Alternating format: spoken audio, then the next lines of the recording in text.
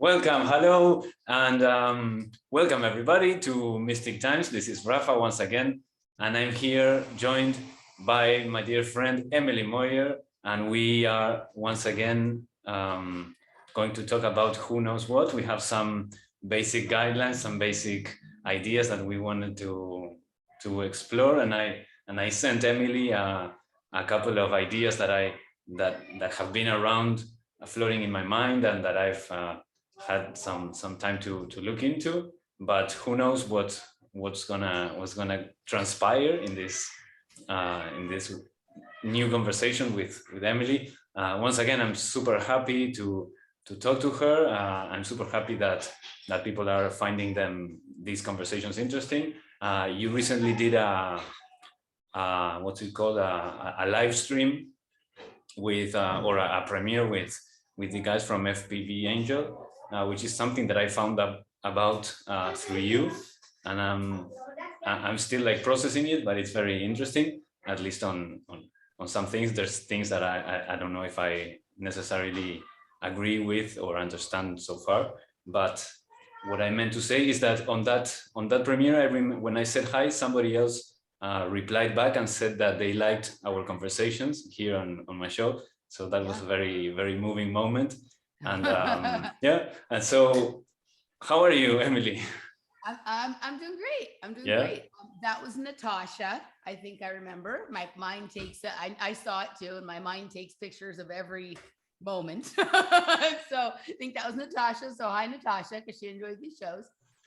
Yeah. So that that show that I did with FPV Angel and One Conscience from Angelic Particle Matrix Research, that was like a long time coming. Like I have been in communication with them for a while, and I've been, I've been like looking at their stuff, and I did kind of a deep dive when I first found their stuff, and then I'll pop in here and there.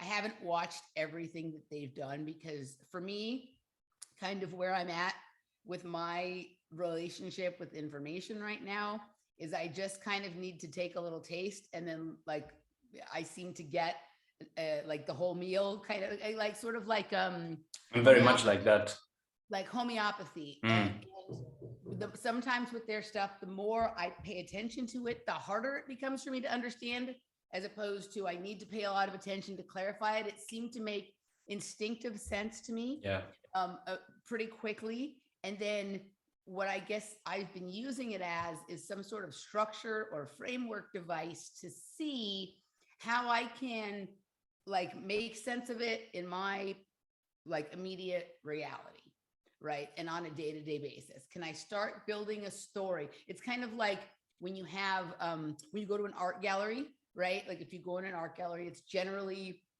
just a room with 4 walls and a floor and a ceiling. But depending on the exhibition or the display that they're having there, the room can look quite different. Some artists will just hang their stuff on the wall. Others will use the entire space in a unique way. There's all these different kinds of things, but they're still basically dealing with the room. And what they've provided mostly with a lot of stories and explanations as well around it is this idea that there is a construct. There is this technological construct upon which everything else is either overlaid, built, generated from, added to, harmed, like what, all this kind of stuff. And can I make that make sense both like in my physical geography here, also in my mind, and does it make like how we get to how truthful it is for us is like, does it provide, like, does it make things that didn't quite make sense before begin to make more sense? At least that's for me how I kind of assess something, right?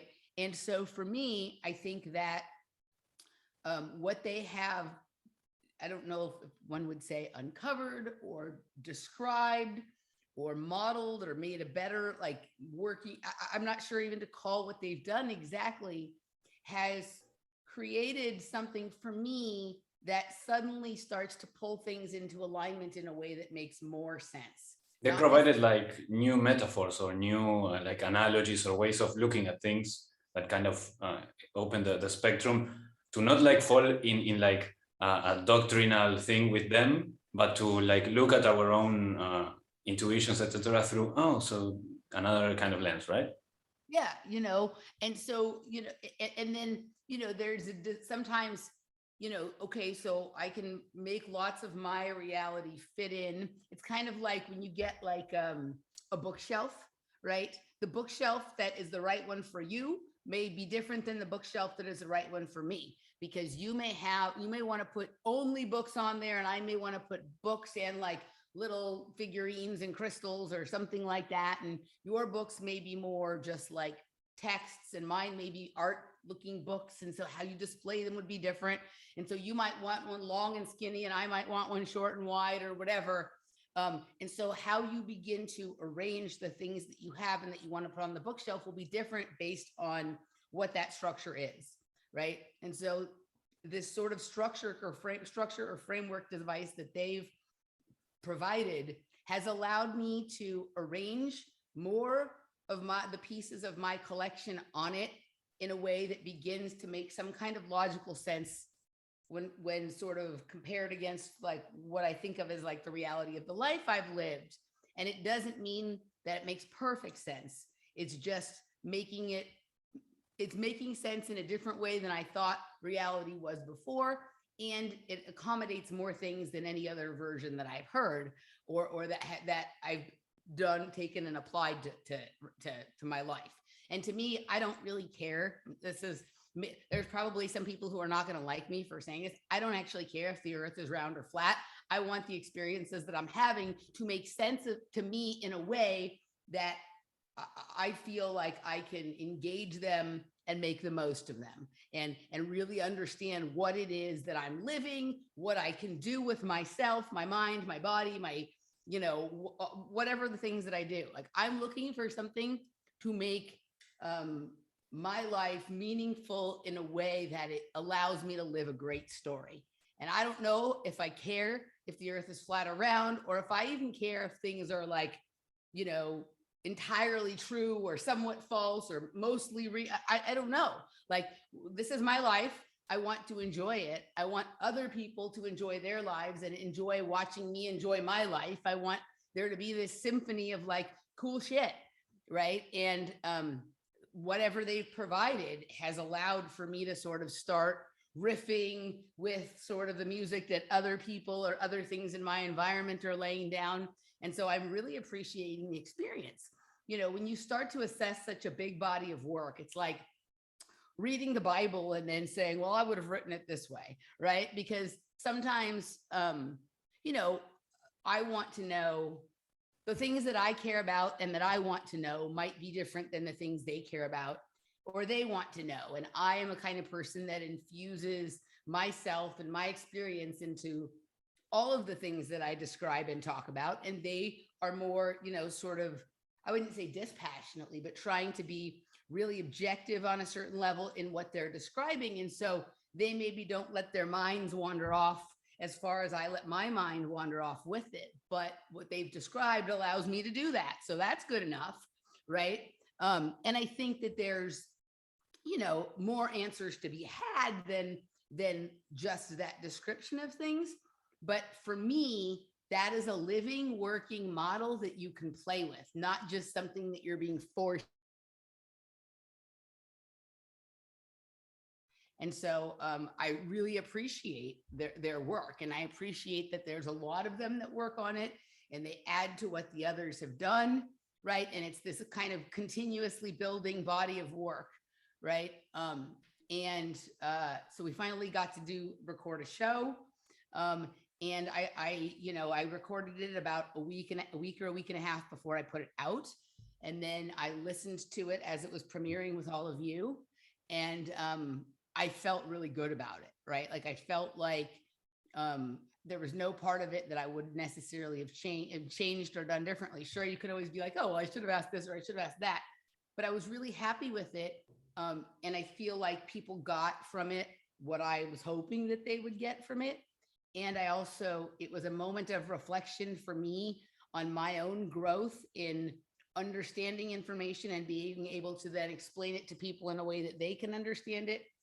and also talking with the people who created it, and that my interview skills and my ability to balance a conversation have changed. And so it was a really interesting experience for me to do that with them. And it was much better than it would have been if we had done the show when I first asked for it over a year ago. So yes, I was glad to see you there and sort of grokking that material and conversing with them and with others in the group. It was a really lovely chat too. Like, I appreciate, you know, I know that they have had a lot of issues with like trolls and stuff in their chats and other shows they've been on. And I think that we were able to provide a troll-free experience for them without me actually having to kick anyone out or do anything. Everybody showed up, was respectful, and that felt nice to me too, that I've created an environment of mostly listeners who, even if they disagree, can be respectful and talk about it in a way that everybody gets something from it. So I was very appreciative on many levels. Yeah, the work that they've shared, like you're saying, it kind of works like a new or a different kind of lens, you know, to look at other things, because I mean, it's such a, like you say, such a huge amount of information, and if your own intuition and your own experiences don't fit into the model, it doesn't really attract one so much to like go deeper into it. And yeah, and again, people don't need to, there's sometimes this tendency of wanting something to be like the savior or the final answer, the unified field theory, something. Yeah. Right? But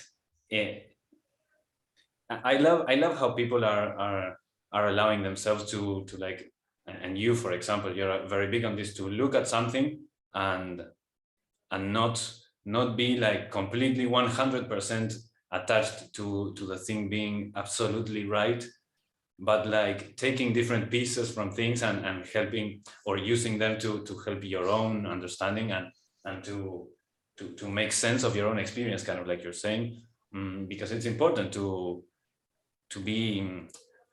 look into new things and not be like, okay, I accept it 100% or I reject it 100% and I'm going to troll on this thing, but actually like, oh, this thing kind of makes sense. Okay, it doesn't mean that there necessarily have to be, I don't know, metal particle accelerators under the ground, but it kind of works kind of like a metaphor, or there is something sort of metaphysical that's producing these things, and they don't necessarily need to be the angels from the stories, but it gives you kind of an idea of the power that these things might have in, Right.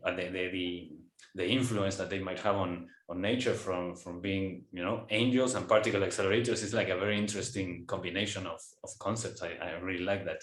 So and I think this links into one of the things that I asked in our recent email conversation, is the idea of Tartaria, right? And it's one of those things also that you're like, you get like the full image and you're like, okay, this is crazy, this is insane, it cannot be. But then you start looking and breaking it apart, or going into different aspects of the theory or of the whole concept and idea, and you start finding things that, for me at least, that resonate and that or like little pieces of the puzzle that fit within the small area that I am building or creating of my own piece of the puzzle, and I really like that. So Tartaria, why did I think of this? And now I'm kind of connecting. So what I was watching when I decided to write to you was, I don't know if I've said it here, we were talking about it before. I was looking at watching a documentary about Angkor Wat. First, I was watching a video about Lemuria and the possibility of it being like existing in between like Africa, India, and like Australia, like in there in the what that would be what ocean is that? That's no. Well, whatever that area. Right. In between Australia and Africa, right, and south of India. So whatever, there was like a possibility of a big mass of land that existing there in between all of that.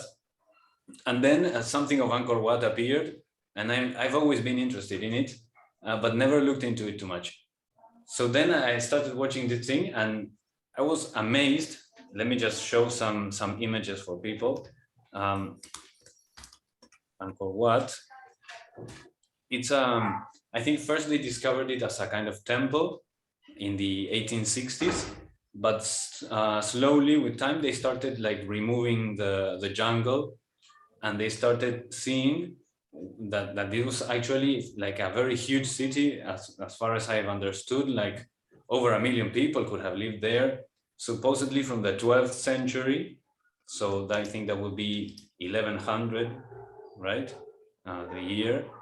And let's get some more images, and I'm gonna share my screen for people that are watching. Share screen, where is this? Here we go. So here it is. So one of the things that you can see my screen, right? Mm-hmm. I hope our faces aren't covering the image. But one of the things that really caught my attention of this, and now I'm also remembering that in I think it was in our recent conversation together, in our latest one, we were talking about Palacio Salvo and its twin architecture in Buenos Aires. So this really caught my attention because I don't know, when I was looking at this thing in the documentary, I was like, they built this in the 12th century. This is amazing. I don't know if we could build this today. Mm-hmm. And they even built it, I think, within the lifetime of the king or whatever that started the construction. So they built it like within 40 years or something like that. Mm-hmm. And it's insane. And so they started finding that it's a lot larger than like this is the first thing that they found, but then eventually they discovered like an entire city with, it's like all made up with squares, and it kind of looks like a computer, and it's very male. Let me see, I'm gonna find some more images, but I don't know if this sparks something in you that you wanted to share. Okay, so a couple of things. So I just want to say this before we start talking about this. I want to go back to not right now. We can finish this part about the Angkor Wat and some of the Tartaria stuff because it'll go into it. I want to go back to I want to talk with you a little bit about attention and like what we're living in now is actually an attention economy. Mm-hmm. And what you were talking about the way people are taking in information now. I want to talk about that in terms of attention and how we assess what things we should pay attention to and not pay attention to and things like that. So I just wanted to mark that with you so we can go back to it. Yeah, very good. And then, so, okay. One thing I want to say, I'm immediately two things. As soon as you said that you wanted to talk about Angkor Wat, my mind went, I want to talk about Sri Lanka. Not that I don't want to talk about Angkor Wat, I do, but for some reason it's like, look at Sri Lanka too. Okay, so I brought up Sri Lanka on my side of the computer. And they are relatively close. Relatively close. For some reason, this all connects with Lemuria because Sri Lanka would be a small island to the south of India. And this landmass that would be Lemuria apparently would include that because it would be like from the tip of India and going south. And apparently, we can fact check this, but one of the oldest like ethnic groups or whatever to call it in India is the Tamil people, who have the legends that they are the direct descendants from Lemuria.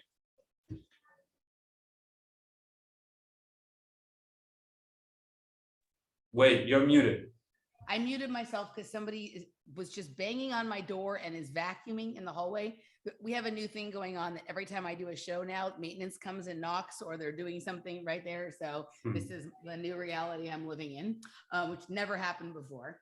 Okay, so first let me address this and then let's go look at Sri Lanka too. First thing that caught my eyes about this is this structure, the distance that it's from the water gives it on almost every day. Look at this, a perfect reflection in, no, don't go away. Go back. Okay, so look at almost every picture. The buildings, and you can scroll down, are reflected perfectly upside down in the body of water that's in front of it. All right. See that? Okay, look how many. Look at just underneath it, all those pictures, whether the sky is pink or purple or blue, or the water is clear or muddled. There's an exact replica of the city. I remember you've talked about this, and I don't know if you said it, but this reminds me so much of like when you're looking. I'm a musician. When you're looking at a song, you know, the waveform is like very similar to how this looks. Yeah. So I'm obsessed with this right now. I can show you 400 pictures on my phone of when I'm getting shots like that here in Austin. You can't see it every day here in Austin. A lot of it depends on how clear the sky is and how clear the water is and whatnot. But there are some days it is so perfect that you could get confused and not know which one is the reality and which one is the reflection. Okay. So I think there's something very meaningful about these structures when they exist at a location that allows this, because I do think and I don't know if this is metaphorical or literal, that there's another version of this reality just below, right? And what you're talking about, there's like a frequency band, like the waveforms with the music, right? That's a band of look at this, right? And so like, why wouldn't somebody think that there's a city under the ground or another city inside the earth or the upside down, right? Like Stranger Thing makes it seem like a scary thing or whatever. But like, what if there's literally just another version of the same place that has a completely opposite way that gravity works, or a completely opposite, you know, something like, right? Maybe you do breathe, you know, carbon dioxide instead of oxygen or whatever, something, it's exactly the same, but something slightly different or reverse or whatever. Look at all these pictures, right? When we take the break, I'm going to go pick a few from my phone that I took this week that are particularly stirs. One of them that is so psychedelic, right? That it's just like, wow. So look at this, right? And then think about what I've talked about in some of the episodes with Michael, with the violet in the sky, right? Being the indication that the machine is active or something like that, like this, that this reality, it's like when the music goes on and starts making the waveform, you get this. So when the city is turned on, when whatever structure or vibration plays the hum that is Angkor Wat, you start to get this. And that's something, the structure, I don't know if the structure was built outside of time. And then there's all these different iterations of reality that have happened over the course of what we call time or linear time. That's the way we experience it, but that they really just exist at different vibrations. And so some other iterations of these things might be Lemuria, right? I mean, it's funny how everybody thinks Lemuria is somewhere else, right? Like people think it's in the ocean near Cuba or the Bahamas. People think it's in Mount Shasta. People think it's in the area you're describing, right? And maybe what happens is there's some of these structures built in these places that create a sort of frequency or that there's like an energy about, and when that energy is active, that idea, that place, that thing that exists outside of space or time but makes its presence known inside of space and time, opens up, right? And so it's not just like in one location, but in order for it to become visible, there has to exist some special kind of scaffolding that looks like this.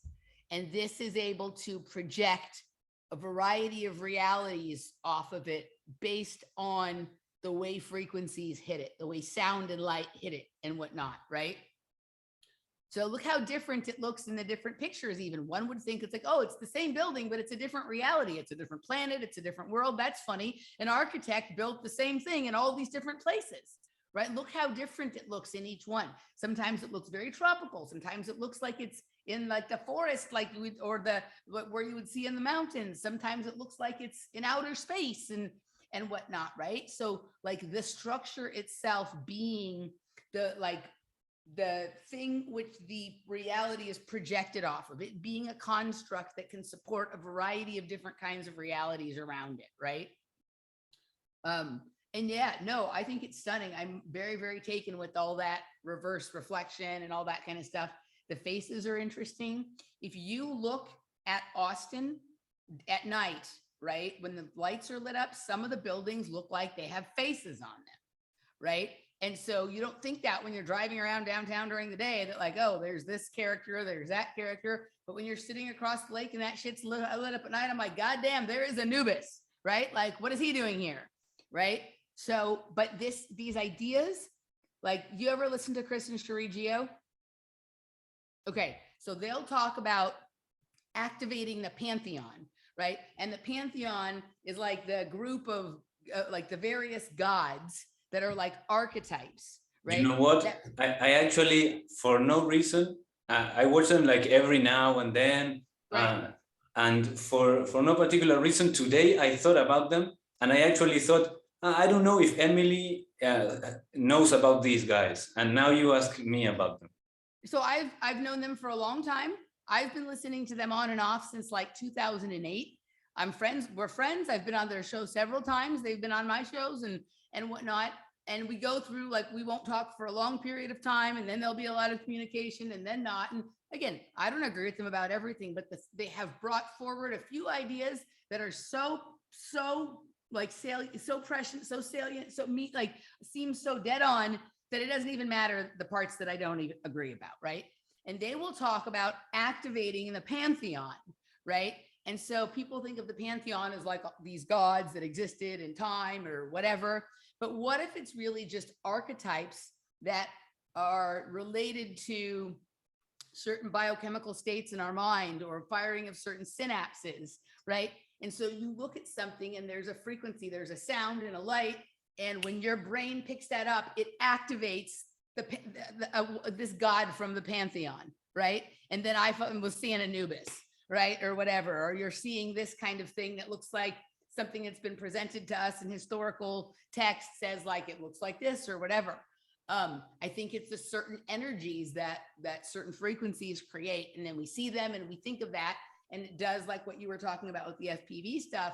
It gives a God name to a certain energy or a group of energies, and then we personify it, and then the problems begin. Right? Yeah, I think they are the ones that we call the archetypes, or at least it's connected to that. Right. Yeah. So anyway, okay. So where are we at now? What you looking at? Well, I'm looking at. They did, like in this documentary, a kind of computer generated map of what the city might have looked like. Yeah. Yeah, especially the size was incredible of the thing. Totally. It's like impossible for anyone to say that these are not circuit boards on a computer, right? And that these that they're not, they could be circuit boards. Some of them could be what we now call QR codes, right? Like everything seems to have been miniaturized. And so now we have a QR code that's this big, right? But at one point, the QR code was the size of the city. And then it was the size of a city block, and then the size of the building. And now it's like a little square the size of a postage stamp that imparts the same amount of information. Yeah. Yeah, go ahead. So anyway, so let me show you something. Sure. I want to show you. I close this, stop share. Just stop share. Yeah. So I brought up Sri Lanka, right? So like. There's this mountain, or I don't know if it's a mountain, maybe it's what you're gonna share, that has like I think it's a flat top and it has a city on the top. That's what you wanted to share? No. And it has like this kind of lion at the bottom where you enter and get into stairs. It's amazing. I have seen that, but that wasn't what I was thinking of. So I have this weird thing with Sri Lanka, okay? Like, and some of it like I have been always aware of and other things not. So my grandmother traveled there when I was younger. Also, my dad was a dean at a school that had a foreign student program, and he had one foreign student who was from Sri Lanka that I used to hang out in his office when I was little, and she really liked me. So sometimes I'd go do things with her, and she was from Sri Lanka, right? So like I've been very, very aware of Sri Lanka since I was a very little kid. A few years ago, Laura says to me, just jokingly, may some Indian man come into your work today and like tell you the meaning of your tell you the meaning of reality, or some very, she was joking. She said something like that, right? Some dude comes in. She was casting a spell, a blessing spell. Some guy comes in my work that day and asks me if I'm from Sri Lanka. So there wasn't an Indian man telling me the meaning of reality or anything like that. But some guy comes in and asks me if I'm from Sri Lanka. And like, that just seems bizarre to me, right? So I go home and I tell her, I call her, because it was when she was still living in Colorado and I was in LA. I was like, well, that didn't happen, but someone asked me if I was from Sri Lanka. So then she jokingly would call me a Sri Lankan Jew, right? And, you know, this was funny. My grandma was Jewish. She was really into Sri Lanka and whatnot. But then we met somebody who had been traveling and working a lot in Sri Lanka. And they're like, actually, there are people in Sri Lanka that look exactly like you. And I was like, oh, okay, right? So I started looking at some of these buildings in Sri Lanka, and there was like this great sense of like familiarity or whatever. And apparently, like in Sri Lanka, actually, it's the women who are more like the great thinkers, or like the more like the men more do physical labor kind of thing, and the women do, or maybe I have that wrong. Maybe it's the other way around. There's some different roles that the genders play than in most other societies. And we were talking about that with this person, and he was like, yeah, you kind of fit into that really well. But when you go to Sri Lanka, so I was going to look for some of these great temples and buildings they have, and they actually didn't. Can you give me screen share? They actually didn't come. I just typed in Sri Lanka, and they actually didn't come up, but it was interesting what did come up. So I just typed in Sri Lanka, nothing specific. And I was like, wow, look at some of these buildings. Yeah. Look at or some of these, this nature. Look at that. Yeah, that's the one I was talking about. That's the one you're talking about? Okay, so that, and then there's this. It's crazy. Look at this, okay? So I want you to remember this. This is Sri Lanka. After we go on our break, okay? After we go on our break and we come back, while we're on our break, I'm gonna send some things from my phone to my computer to show you. So just remember that when we do that.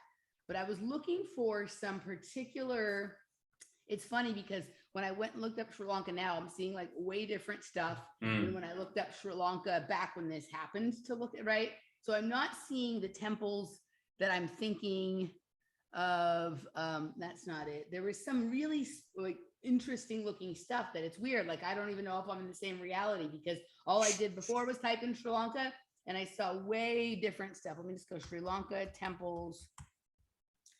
All right, here we go. This is it. This kind of stuff, right? I love it. Yeah. Right, like this stuff, right? So this is what I was like. This is the stuff my grandma was really into. Yeah. Right, like she was. What was crazy is when we were cleaning out my grandma's house last year or the year before, I can't tell you how much stuff about Sri Lanka. You'd think she spent half of her life in Sri Lanka for how much stuff she has about Sri Lanka. So I'm like, oh, that's interesting, right? Like that. What was the part that she was so attracted to, right? But look at all this stuff. Like, it's really interesting, crazy looking stuff. But this looks in some ways like that thing you were showing me at Angkor Wat, right? Like, it's the same sort of shape with all this other definition in it, different kinds of things. What do they call these, like stupas, or the more or less the shape, right? You don't find them in Tibet as well. Right. Yes. So, but anyway, like, this is a really psychedelic looking place, right? I love all this kind of Hindu architecture. I love it. 100%, right? Really completely. And like, you know, when you look at it up close, you see all this incredible definition, right? But when you look at it from far away, less definition, right? And then let me find one that's like even farther away. So you'll see like less definition, right? Like, and so from farther away, it just looks like some kind of structure or scaffolding that could then generate something sort of off of it, right? So it's like, and kind of like, looks kind of organic as well, and reminds you immediately of fractals. Right, fractals is growing. Are these trees growing out of something? Are they trees that have what do they call it when the trees like fossilize? Like, have you ever seen that there's like leaves that like get hard, and they call it oh, I can't think of it right now, but it's like when something that is like soft and pliable turns hard and starts to mimic more like wood or rock, but it's not. It's just I forget what it's called. I'll have to. I don't know what it's called. In the conversation, I've seen trees that I believe were hit by lightning, and there's like this incredible strange structure that comes out, or maybe it's sand. I'm maybe getting it confused. Yeah. So okay. So now you started it. So I just wanted to show you, because for some reason, as soon as you said Angkor Wat, I'm like, Sri Lanka, right? And there is some similar kinds of structures there. Now, And you know kind of the mythology behind Sri Lanka, you know a little about it? What's that?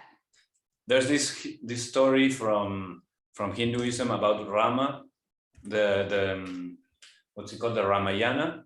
You heard about it, of course.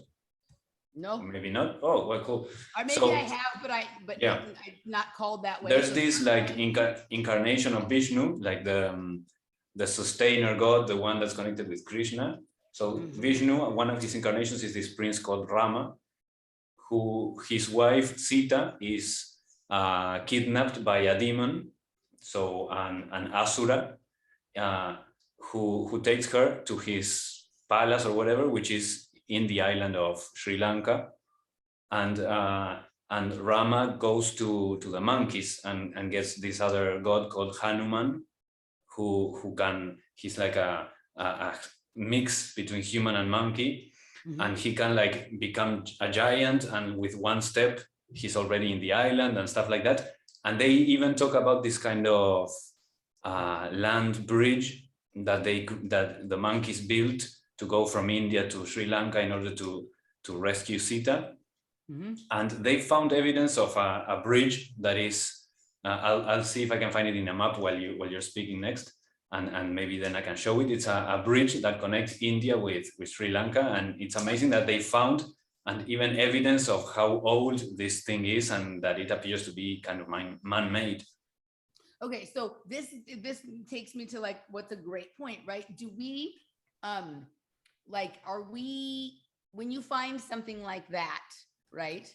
Did the story develop because it was true and there was always the bridge, or did the bridge develop because the story was told so well that that actually manifested the reality? Or are we in some sort of cyclical pattern here where something happens, we forget about it, that if we have many lives and we go to the next life and we don't have memory of something, and a lot of time has passed, but for some reason we make up a story about something, but it's not that we're making it up. It's actually we just have small bits of memory from the prior life, right? And when enough people remember something, it rematerializes. Kind of Think pops about up how here. much stuff is forgotten. People are forgotten, places are forgotten, right? All kinds of things. And you think about you have some person you used to work with, right? You've not seen this person or thought about them in 10 years, right? And you never hear anyone else talk about them. You don't think about them at all. And then somebody brings them up. And then you're like, oh my God, I totally forgot about that person. And you start thinking about them again. And then 2 weeks later, you bump into them, right?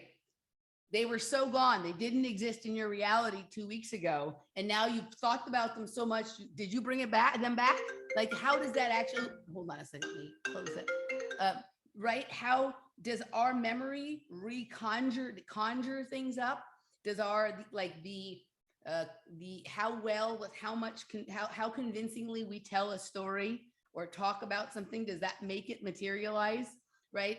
Or are we telling what we think is a story because we really have some very receded memory of that truth, right? And this monkey bridge you're about to show me is one of those things you could say that about, right?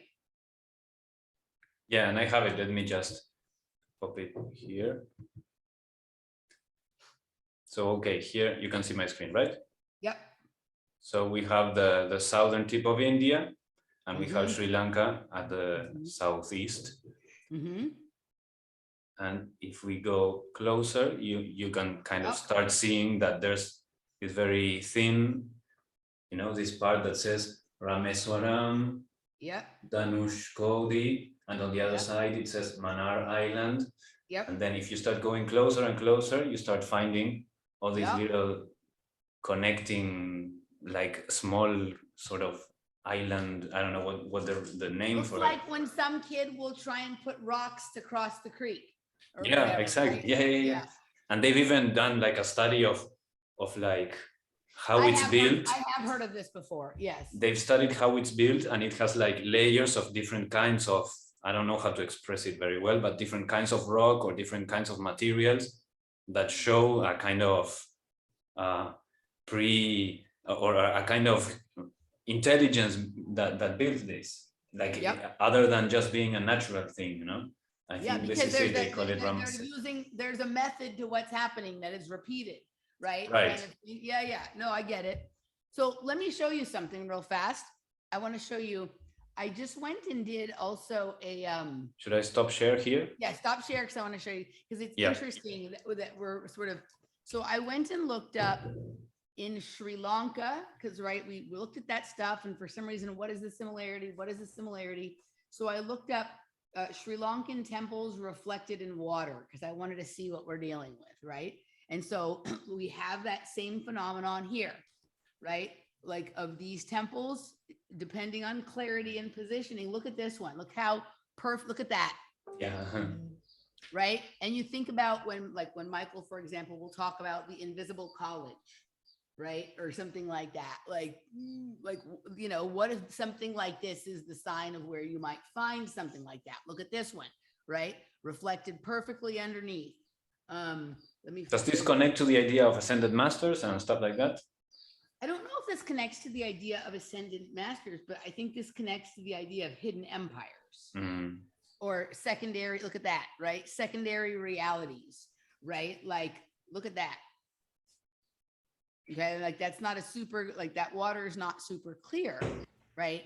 But there seems to be some massive level of importance with what we look at that even look at that, right? Perfect. Like there's it's perfect. In some places it's an off center, but when you get to this like really perfectly lined up space, like what is that, right? And my guess would be like on those days where it reflects so perfectly and so clearly, there's a portal open to another reality where that exists at a slightly, right? Like there's another iteration of that exists, right?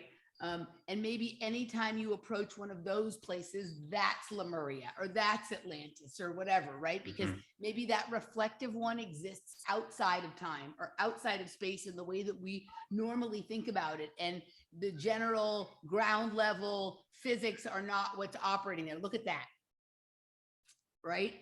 I'm obsessed with this, right? Here we go. This is a Sri Lanka one that looks almost exactly like the thing that you showed me. Pull up the one in Angkor Wat. Yeah, I would say that is Angkor Wat, but let me see. Okay, maybe they just mislabeled it, right? You know, but right. So here in Austin, there seems to be like a race for these corporations to get a spot in town where their building is reflected perfectly in the water. So I don't know if that means that there's like some underground thing happening there under the water, or if that amplifies the power of whatever is going on in that building and that reflects it off into another reality. So you're, you know, having some effect in some other, you know, other realm or you know dimension. What just popped into my mind is the metaverse, this idea of the metaverse that they're bringing like back or whatever. Right. You know, virtual reality has been like a thing in waves in different, like in the 80s and etc. And with like the improvement of graphics or whatever, they're bringing it back. And we've been talking about, or the culture has been talking about augmented reality as well. Like you would put on some glasses, the Google Glass or whatever. There's been like iterations of the thing.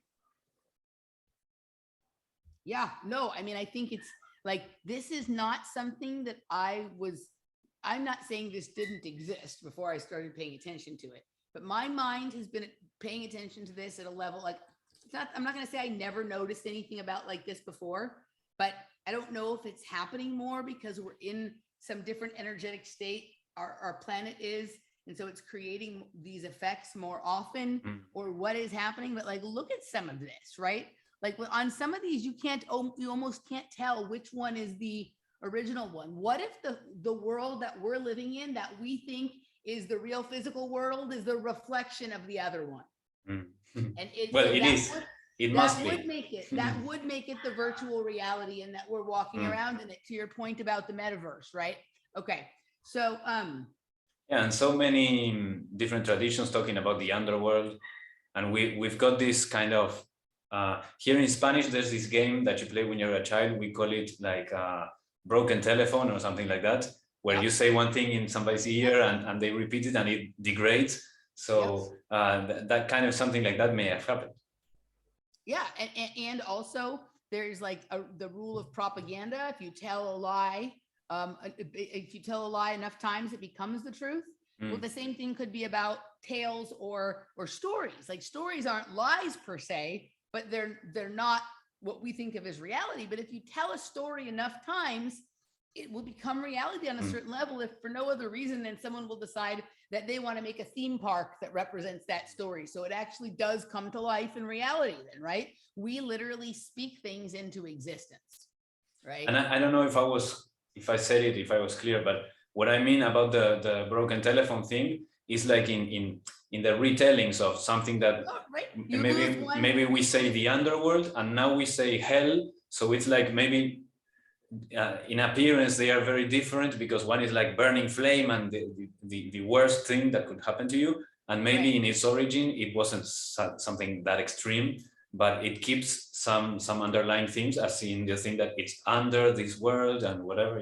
Yeah, so we played telephone too, and if you have like 10 people, the sentence the first person says, well, maybe you only even have one word that's left the same as the sentence the last person says, right? It completely changes as it goes through, the line. And it makes the Hindu thing even wilder for me, because how they've passed this tradition for who knows how many tens or I don't know, hundreds of thousands of years, perhaps, if we go to extreme timelines, how they've been handing this information down, which is an extreme also body of work, from generation to generation by singing it. And so through the word that could have such a detrimental effect on information, but they found ways to keep it as pure as it's ever been. That's amazing. So I know that you wanted to also, and maybe we can do this in the second segment, to talk about gurus, because what you're talking about relates to that, right? Because there's this pure passage of information that emanates from Hindu culture or Indian culture, but then there's also this really crazy like guru thing that emanates from that same thing, that same space and place and ideas and whatnot. And I know you had said that there was a guru that you wanted to talk about, so maybe we can kind of focus on some of that in the second part. But I want to go back to what I said to you about attention, both in how it connects to what we've been looking at here, but also how it sets up the what you're talking about with the passing of information and with the gurus and things like that. Is that cool? Yeah. All right. So one thing that's been coming up for me in my own adventures and experiences in reality, right, and with my clients, is this idea because when we were of what is worthy of your attention, and then how much is this worth my attention, yes or no? And if it is worth my attention, how much, right? Because the part of this, like as we move into further and further into technology, right, and further into social media and all this stuff, our economy actually runs on attention. They want you to stay on Facebook for a long time. They want you to stay on YouTube for a long time. They want you to, whatever it is, right? We've seen this in the supposed rituals in the Super Bowl and whatever. Right. Okay. So it's attention. We're not in the typical financial economy the regular advertising space that we used to be in. It's all about what captures your attention and how long does it keep your attention, right? And that's crucial for the, whatever, the people who think they're controlling things to know or whatever it is, right? So when we were little, you'd get in trouble for not paying attention, right? Kind of thing. Like if you were like staring off in school, the teacher would say, and I would even say that it's always been about attention, and that money was kind of like a representation of that attention. So, for example, the stock exchange. Okay, to make money from that, you need to pay attention to it constantly in order to start to see trends, etc. And then you pay the attention. It's totally. That's very good, because money has also been a representation of energy. Right? Like how much energy you expend, like at your job or doing things, has a monetary value assessed to it, right? But we're all doing jobs at companies that are being traded on the stock exchange, and all the decisions are really being made by the people who are doing what you're talking about, right? Paying attention to the numbers sticking across the thing, right? And then the illusion has always been that no, we're being paid for our work. And so time is energy and whatever, but it really has always been attention that is controlling it. But now it's literally that, because they're already saying like jobs are going to go away. We have robots. And so now you'll be able to make money by like watching this dumb video on the internet or staying on, the metaverse all day. You can earn coins or whatever, right? So when you were little, it was like, Rafa, pay attention, right? Even it was word, totally like attention, that. Right? Attention is money. So there you go. But it was like, there was things that we were told we had to pay attention to. And then there was things that we wanted to pay attention to. And the only things we were ever told not to pay attention to were things that our teachers or our parents couldn't explain or couldn't stop. Like, Susie's being mean to me. Oh, don't pay any attention to her, right? Kind of thing, right? So now we're in this situation where we're in the attention economy and it's overt, right? Can I add a little thing? I'm sorry I'm interrupting a million times That's today. okay. That's okay. In Spanish, I wanted to just add this. In Spanish, we actually say that you lend attention, prestar atención. Interesting. Yeah. So you're giving it for now, and eventually you're going to take it back, right? Like you lend your sweater, you get it back. I like that. That's good. Okay. But now there's so many things fighting for our attention, right? Like, there was a time when we were just consuming all this information. It was all new. We didn't know things. We began to know things. And so we were paying attention. And now, like, we know too many things. And like, if you try and pay attention to all of them, you're just confused and have a headache all the time. And so now we're reverting to maybe consuming less information. And so if we're not watching every podcast or listening to every podcast, right? Like, which ones are worth my time, or which content creators, or which, whatever it is, right? What people are worth spending time with, and then how much, right? Is if you like Joe Rogan podcast, is it worth listening to the whole podcast, or should you just listen to the clips on YouTube, right? So, and at a certain point, even though you've always done something, some things are not worth your attention anymore. So this has become like a new thing that I'm doing with myself as I prioritize things. And I'm not perfect at it yet, but I'm really starting to look at things this way, and with my clients, right? Is it worth your attention, and how much, right? Is it right kind of thing? And if something that something might be worth your attention, but if it's like overstepping how much you think that thing is worth, then, you have to assess, well, do I need to, like, this is not, as much as it's interesting to me, like, this is not a good use of my time, or is this worth more than I thought it was originally? And I have to reassess, like, what, like, is it pulling you out of balance? And if you're being pulled out of balance, do you need to not do that thing and get back in balance? Or do you need to readjust your center point? Because actually this is quite important, right? And sometimes things come along that are like that, right? We have a lot of things that you start paying attention to it, and people are like, you're getting carried away with that, and it's ruining your life, or you're not doing your responsibilities. And sometimes that's right. But sometimes you pay attention to something and you see what's going on. And actually, it's very important that you shift your focus and you shift your center, because this thing needs to be addressed, right? And that's different than somebody losing their mind and getting carried away with something. Although both things can sort of happen on a gradient, right? Yeah, and also the let's call it the managing of attention, for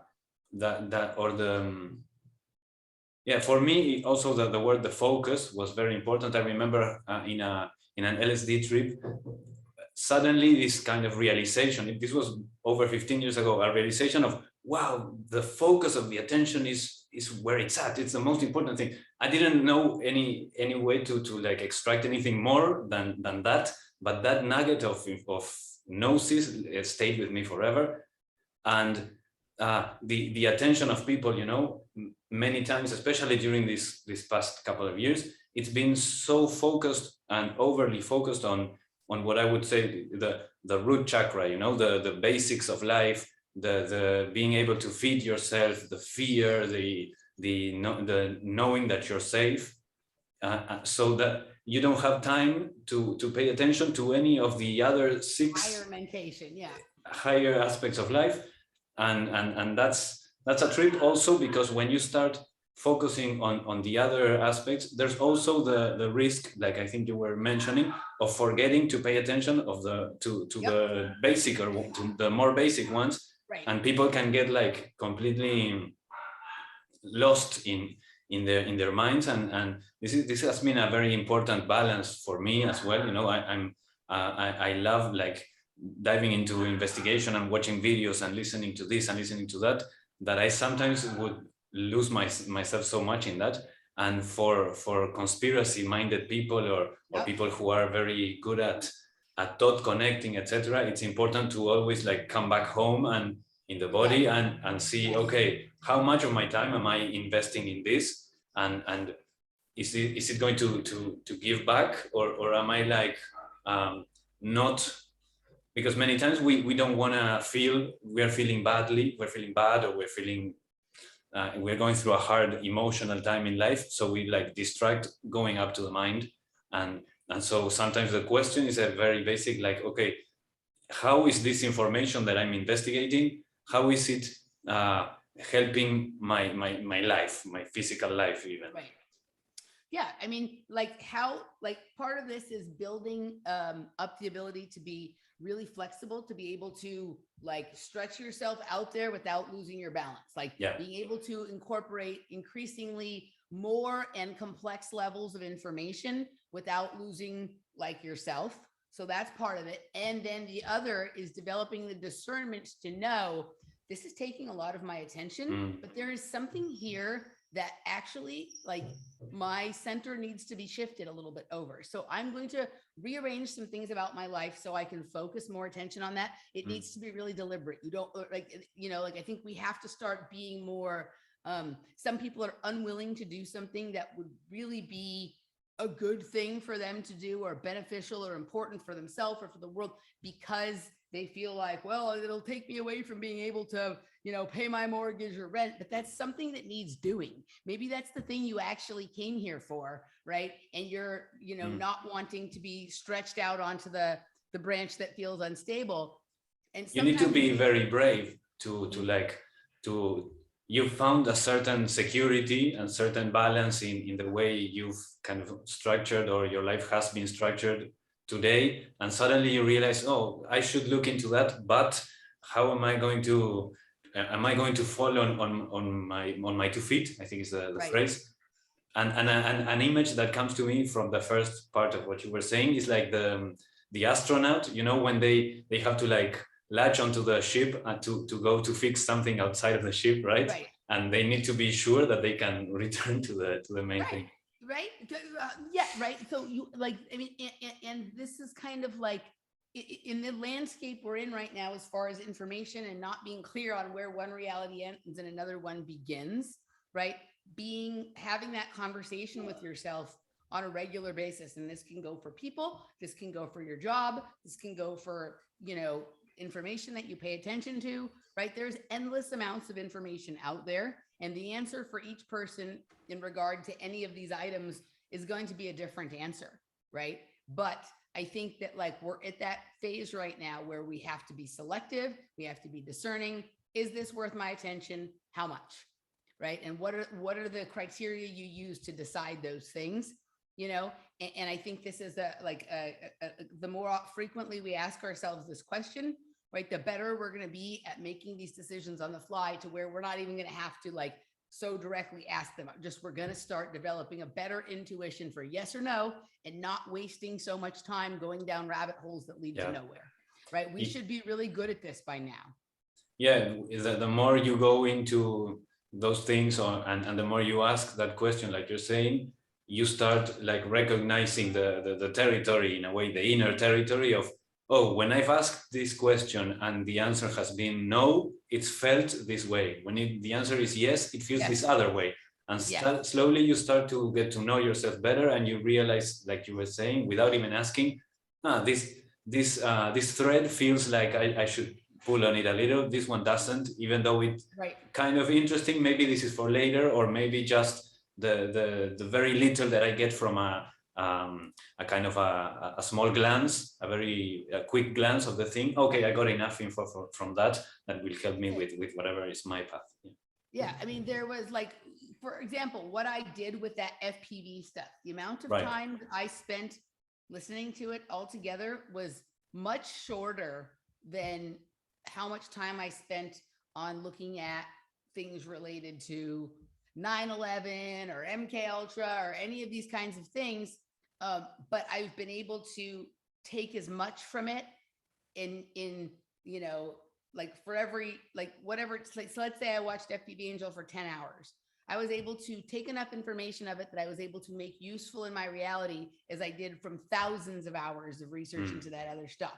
Right. So it's like developing that sense so you don't have to, right? Like this is important. This is not important. I'm not going to waste time with this. This looks interesting. So I'm going to put it over here. I don't know if it's important now, but maybe later, right? Like just the way that you sort stuff and whatnot. And then also keeping in your mind, in your awareness that there's sometimes there are outliers or anomalies, right? And let's not get so jaded and comfortable that we don't recognize one when it's there.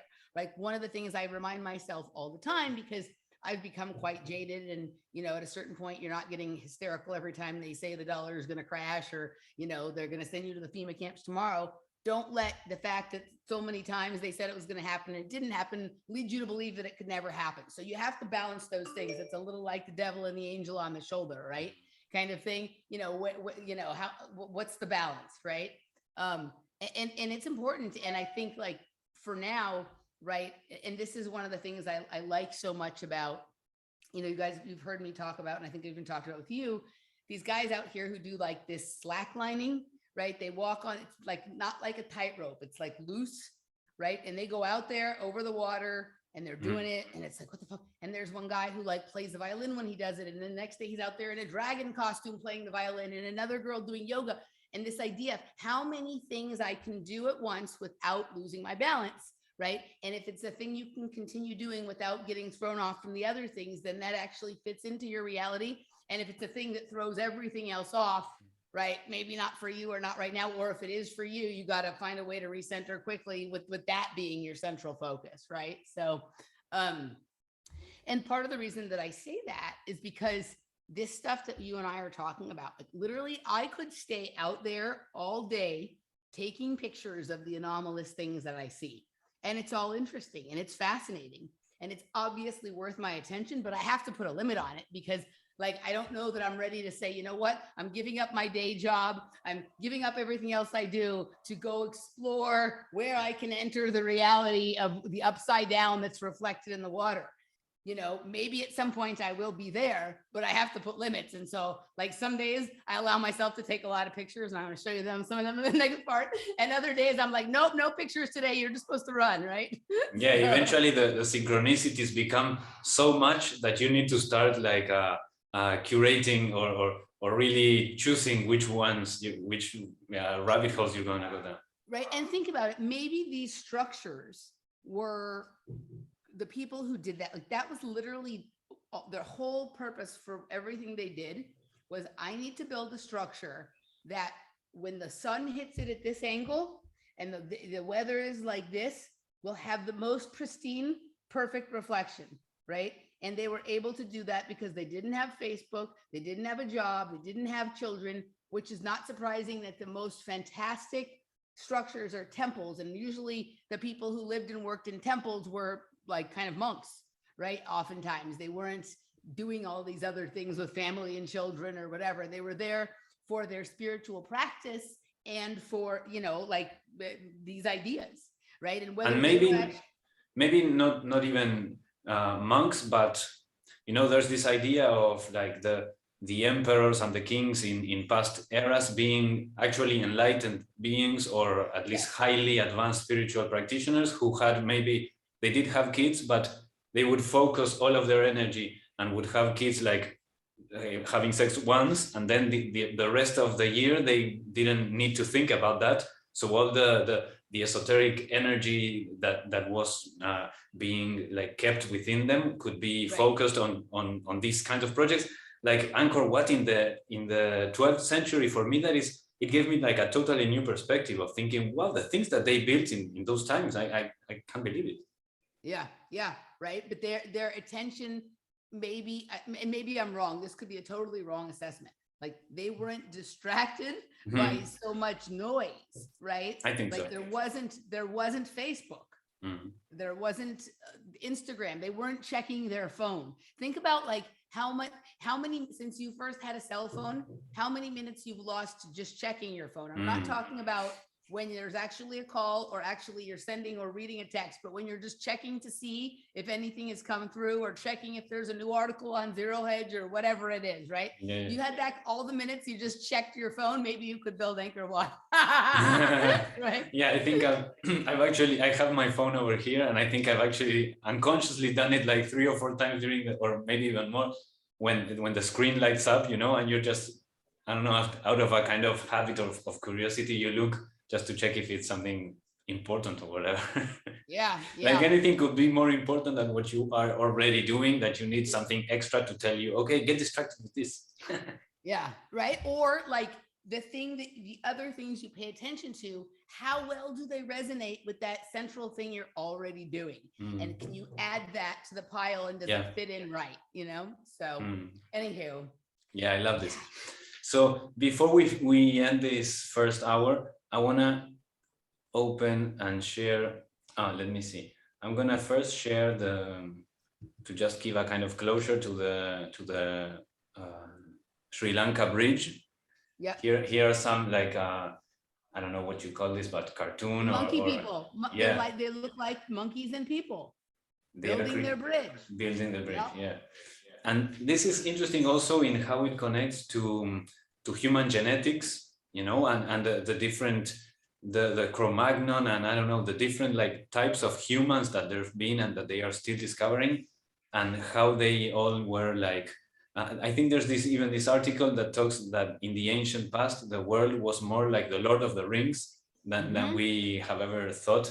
So there were these like short guys, very tall guys, even who knows, maybe giants, and even kind of monkey looking kind of people. Who knows? This is so extreme and amazing.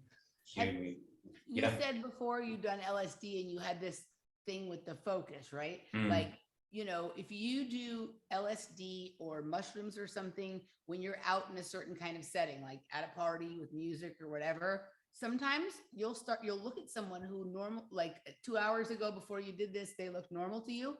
But now there's something about them that looks like an elf or like a monkey or like a giant or like a zombie or whatever. And I often wonder if that is like, that's part of this truth, right? That actually is part of their sort of genetics, or like that's sort of one iteration of them, and they're either veiled, either that's always there, but it's normally veiled, or it's not normally there, but when they hear certain sounds or frequencies, that energy is projected out. So it's like an overlay, right? You know what it makes me think is of this idea of past lives actually being parallel, right? So everything is happening now.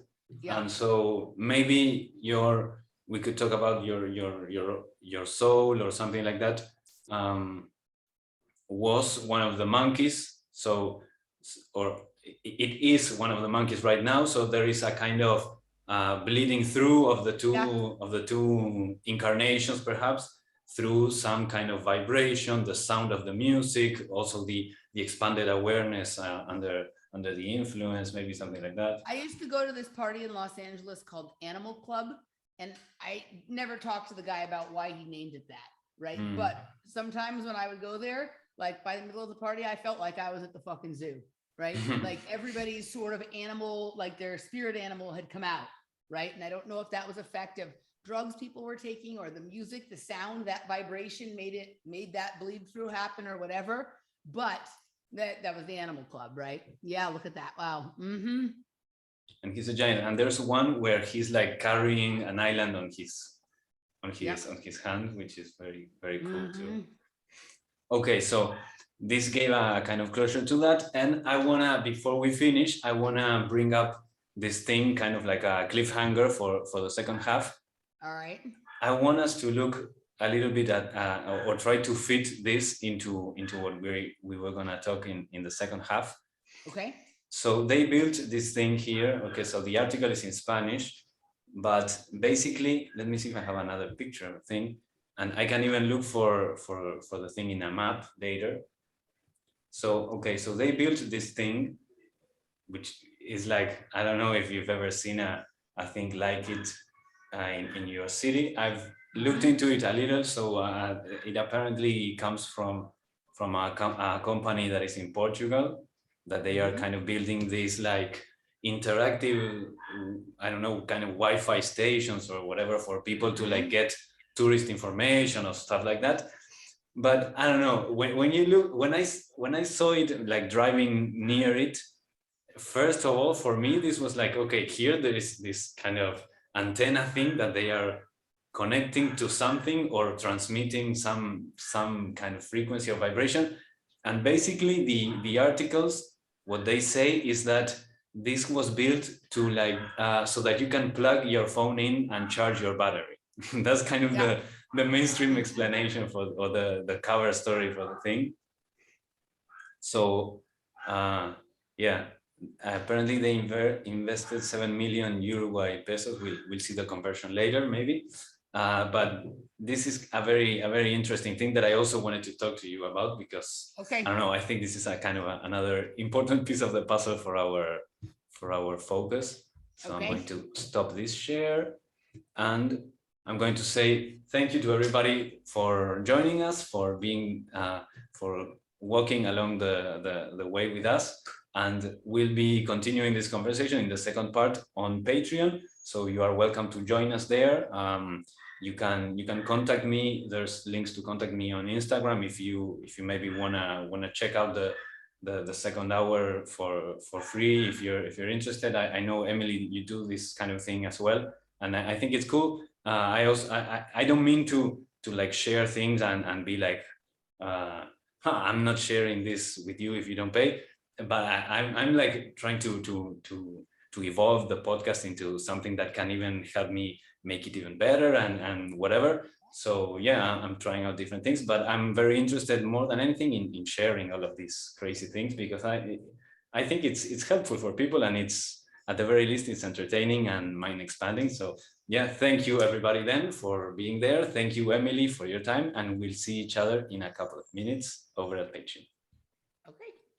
Share your links and stuff, just in case. You can find, so my YouTube channel is Emily Moyer. Most things are there, except for the things that can't be there. So I also have a Rumble channel of the same name. My private content or the bonus content and stuff like that is all at patreon.com/offplanetmedia or emilymoyer.locals.com. So there's a variety of ways to access things. I have all kinds of stuff going on. Some of it is just like second hours of shows. I also do live events like Conspiracy Cocktail and group chats that aren't recorded, that are interactive experiences. And then I, of course, have the Project Kids and Playing the Glass Bead game that I do with Michael, which is a really in-depth dive into the sort of meaning of it all, right? And I also do nutrition consultations, life coaching, and storytelling sessions, and you can find out about that at emilycmoyer.com. Amazing. Well, thank you guys. See you soon. Bye-bye.